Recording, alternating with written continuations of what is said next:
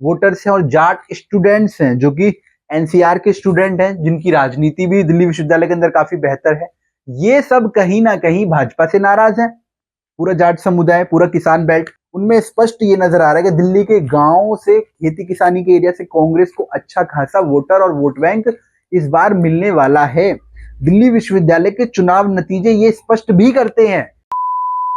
साथियों नमस्कार। दिल्ली के विधानसभा चुनाव, जहां पर की प्रवासी लोगों का वोट बैंक यानी कि मतदाता बहुत अधिक है, चाहे इसमें आप सिख कम्युनिटी को ले लीजिए, चाहे दिल्ली की और पुरानी दिल्ली की नजर पर मुसलमान कम्युनिटी को देख लीजिए, या फिर दिल्ली के हरियाणा बॉर्डर के तीन तरफ से जुड़ता है वहां से, चाहे आप नरेला, बवाना और मुंडका नांगली जैसे इलाके देख लीजिए। इन सब इलाकों में अलग अलग क्षेत्र के मतदाताओं का प्रभुत्व देखा जाता है। इसी तरीके से जो कहीं ना कहीं जाट वोट बैंक है वो कांग्रेस और आम आदमी पार्टी के बीच बंटता नजर आ रहा है। इसी कंट्रोवर्सी को अपनी तरफ लाने के लिए, इसी पूरी मतदाता सूची को अपनी तरफ आकर्षित करने के लिए हाल ही में आपने देखा होगा कि आम आदमी पार्टी ने नांगलोई विधानसभा के विधायक रघुविंदर शौकीन को कैबिनेट मंत्री बनाया।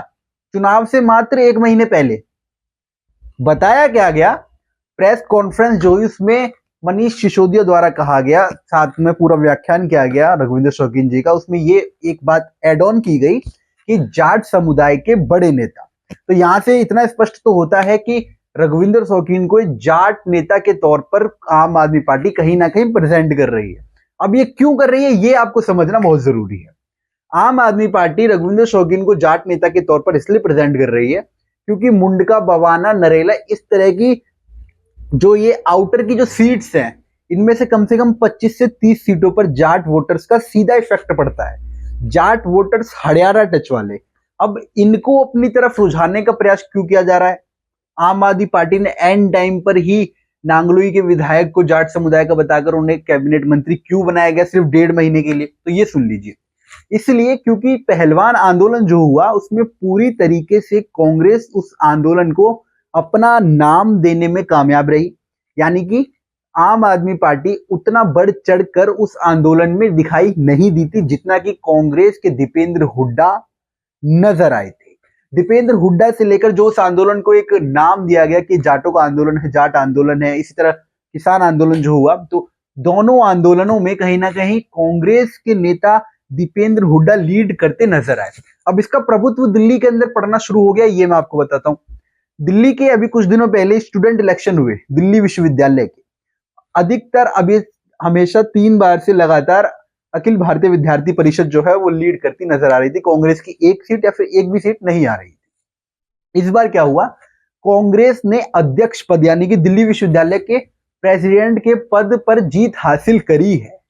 अब ये क्यों हासिल करी है? क्योंकि पिछले किसान आंदोलन और पहलवान आंदोलन के बाद जो जाट वोटर्स हैं और जाट स्टूडेंट्स हैं जो कि एनसीआर के स्टूडेंट हैं, जिनकी राजनीति भी दिल्ली विश्वविद्यालय के अंदर काफी बेहतर है, ये सब कहीं ना कहीं भाजपा से नाराज हैं। पूरा जाट समुदाय, पूरा किसान बेल्ट, तो उसकी नाराजगी का फल, इसकी नाराजगी का असर स्टूडेंट्स के वोट से भी पड़ा। तो यहां से एक प्रेडिक्शन ये लगाई गई आम आदमी पार्टी द्वारा कि जो जाट वोटर्स हैं वो पूरी तरीके से कांग्रेस पार्टी को समर्थन करने वाले हैं। अब अभी क्या अनुमान लगाया जा रहा है कि आम आदमी पार्टी के कई वोटर्स और कई सीटें जो है वो बीजेपी इस बार और ज्यादा काट देगी, यानी कि पिछली बार से ज्यादा ही सीट ले जाएगी। प्रेडिक्शन ये नहीं लगाया जा रहा कि बीजेपी जीत जाएगी, लेकिन कई और ज्यादा सीटें ले जाएगी, ये है। दूसरा प्रेडिक्शन क्या है कि कांग्रेस भी इस बार सीटें अपने पाले में कर सकती है, क्योंकि जो जाट वोटर्स का वोट बैंक है वो कांग्रेस को काफी सपोर्टिव नजर आ रहा है, कांग्रेस की तरफ झुकता नजर आ रहा है। इसका फायदा कहीं ना कहीं कांग्रेस को मिलेगा, और कांग्रेस को मिलेगा तो 20 से 25 सीटों में से अगर कांग्रेस 15 सीटें भी ले जाने में कामयाब होती है तो आम आदमी पार्टी सरकार नहीं बना सकती और बिना गठबंधन के सरकार नहीं बना पाएगी। और अगर इन्होंने, आम आदमी पार्टी ने कांग्रेस को अभी गठबंधन में जोड़ने से साफ इनकार कर दिया, एंड मौके पर अगर गठबंधन के साथ सरकार बनाने की नौबत आती है तो कांग्रेस मुख्यमंत्री पद का लालच भी सामने रख सकती है, या कहें तो दावेदारी भी सामने रख सकती है, क्योंकि कांग्रेस को इस बात का खासा नाराजगी नजर आ रही है कि आम आदमी पार्टी ने उनके साथ गठबंधन में रहते हुए चुनाव नहीं लड़ा, स्पष्टीकरण देते हुए मीडिया के सामने स्पष्ट मना कर दिया कि वो आम आदमी पार्टी के साथ कांग्रेस के साथ आम आदमी पार्टी चुनाव नहीं लड़ना चाहती। फैक्टर उन्होंने क्या बताया, इसके पीछे रीजन उन्होंने क्या बताया, उनका रीजन भी वैलिड रीजन था कि हरियाणा के अंदर जहां पर कांग्रेस का प्रभुत्व था, उस प्रभुत्व वाले क्षेत्र में जब हमने कांग्रेस से सीटें मांगी तो कांग्रेस ने हमारे साथ चुनाव लड़ने से मना कर दिया। अब दिल्ली में आप जानते हैं कि दिल्ली के अंदर किस पार्टी का प्रभुत्व है, यानी कि हमारा। तो अब हम अपने प्रभुत्व वाले क्षेत्र की सीटें कांग्रेस को क्यों दें? यहां जो पंगाड़ा, इसकी वजह से दिल्ली विधानसभा चुनाव आम आदमी पार्टी और कांग्रेस आमने सामने लड़ रही है। यानी इंडिया गठबंधन का जो नारा चल रहा है वो कहीं ना कहीं डिवाइड एंड रूल की तरह है। जिसके खेमे में जितने नेता, जिसके खेमे में जितने प्रचारक आ रहे हैं, इंडिया खेमा कहीं ना कहीं उसकी तरफ है। और जाहिर सी बात है कि अरविंद केजरीवाल के मंचों पर अखिलेश यादव से लेकर शरद पवार से लेकर ममता बनर्जी तक तमाम जो विपक्ष के कई बड़े चेहरे हैं वो आ चुके हैं, लेकिन कांग्रेस के मंच पर विपक्ष इंडिया गठबंधन का कोई चेहरा प्रचार करने नहीं आया। अब इसके दो रीजन लगाए जा रहे हैं।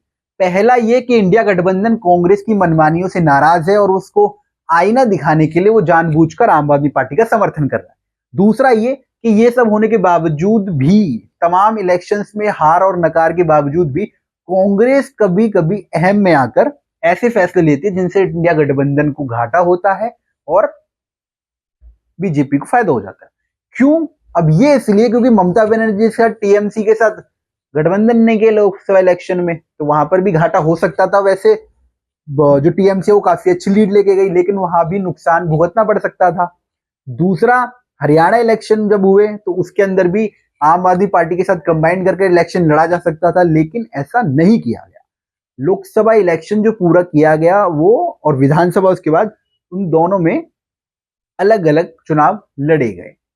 अब आम आदमी पार्टी और कांग्रेस का 36 का आंकड़ा तो ये भी नजर आता है कि आम आदमी पार्टी ने अभी, संजय सिंह ने जो प्रेस कॉन्फ्रेंस करी उसमें कहा कि अजय माकन को गिरफ्तार किया जाए इन धाराओं में। अब और उसके बाद जो कांग्रेस के अनिल चौधरी हैं, जो कि पूर्व अध्यक्ष थे दिल्ली के, उन्होंने भी तमाम बड़े बड़े आरोप दिल्ली सरकार के ऊपर लगाए हैं, चाहे वो मोहल्ला क्लिनिक का घोटाला हो, शिक्षा का घोटाला हो, अस्पतालों में दवाइयां हो, और शराब घोटाले की नीति को लेकर अनिल चौधरी वो नेता थे कांग्रेस के जो तमाम आम आदमी पार्टी के दफ्तरों के बाहर मटके फोड़ते नजर आ रहे थे, प्रदर्शन करते नजर आ रहे थे। खैर, ये सब बातें पुरानी रही, लेकिन ये यहां से पूरी राजनीति और आम आदमी और कांग्रेस जो है वो एक होती वहीं से नजर नहीं आ रही थी। पंजाब के अंदर भी लोकसभा इलेक्शन में दोनों अलग अलग चुनाव लड़े। अब इसी इलेक्शन और इसी गुटबाजी के कारण इंडिया गठबंधन कांग्रेस और आम आदमी पार्टी के बीच में हमेशा 36 का आंकड़ा बना के रखता है। ठीक है, अब बात करते हैं कि जाट वोटर्स को लुभाने के लिए आम आदमी पार्टी ने क्या किया। आम आदमी पार्टी ने एक तो रघुविंदर शौकीन को टिकट दी, कैबिनेट मंत्री बनाया, लेकिन ये कहीं ना कहीं सबको खासा समझ आ रहा है कि पिछले 9 से 10 सालों में नहीं वो मंत्री बनाया गया, लेकिन एंड के 1.5 महीने में कैबिनेट मंत्री बनाकर और जाट नेता, प्रभुत्व किसान नेता ऐसा कहकर प्रस्तुत करना, तो ये कहीं ना कहीं राजनीति से पूर्णतः प्रेरित है और ये जाट समुदाय भी शायद समझे। तो कांग्रेस की तरफ इस बार का जाट वोटर्स काफी हद तक जाता स्पष्ट नजर आ रहा है और इसका खामियाजा आम आदमी पार्टी को दिल्ली के विधानसभा चुनावों में भुगतना पड़ सकता है, जिसका अंदाजा आम आदमी पार्टी और उसकी आईटी सेल काफी बेहतर तरीके से लगा चुकी है। दिल्ली की गलियों में घूमकर, खासकर दिल्ली के खेती किसानी वाले एरिया यानी कि बवाना, नरेला, मुंडका, नांगलोई साइड के एरिया में अगर आप देखें तो इस क्षेत्र में आम आदमी पार्टी के लिए जो नाराजगी है वो तो अलग है, लेकिन उसके इर्द कहीं ना कहीं जाट और किसान नेता कांग्रेस और दीपेंद्र हुड्डा की राजनीति से प्रेरित रहते हैं और उनको लेकर वो इस बार पूर्णतः कांग्रेस का समर्थन करते नजर आ सकते हैं। दूसरा ये कि आम आदमी पार्टी के कई जो पूर्व विधायक हैं जिनकी टिकट काटी गई है, उनमें से 5 से 6 विधायकों को कांग्रेस ने आज की जो 47 उम्मीदवारों की सूची डाली है इसके अंदर टिकट दे दिया है। अब अगर ये वो नेता है, इनमें से 3 से 4 नेता जो अच्छा खासा प्रभुत्व अपने क्षेत्र में रखते हैं, तो कहीं ना कहीं सीटों के बंटवारे के तौर पर यहां से भी एक गलत फैक्टर या फिर कहें तो नेगेटिव पॉइंट आम आदमी पार्टी और उसके उम्मीदवारों के लिए निकलता नजर आ सकता है। खैर, अभी दिल्ली विधानसभा चुनावों की जो तारीखें हैं उसका ऐलान तो नहीं हुआ है, लेकिन केजरीवाल सरकार, कांग्रेस सरकार और बीजेपी यानी कि त्रिकोणीय जो मुकाबला होने वाला है, इसमें इस बार सीटों का बंटवारा काफी बेहतर तरीके से होगा, एक तरफा होता नजर नहीं आ रहा है किसी भी तरीके से।